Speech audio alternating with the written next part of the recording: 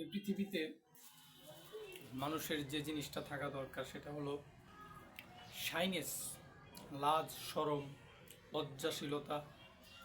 কিন্তু কিছু মানুষ এতটাই বেহায়া, এতটাই nasty, NASTY, nasty, someone is very nasty, এতটাই নোংরা, এতটাই অশ্লীল তারা যে তাদের মধ্যে কোনো মানে চরিত্রের কোনো সৌন্দর্য কাজ করে না। সবসময় অসুন্দরের মতো আচরণ, অসুন্দর কুত্তার চেয়ে নিচে নেমে গিয়েছে সাম পিপল।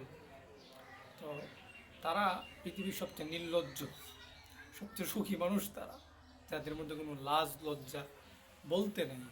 আসলে মানুষের কিন্তু যার মধ্যে লজ্জা নেই সে কি মানুষ না, সে পশু।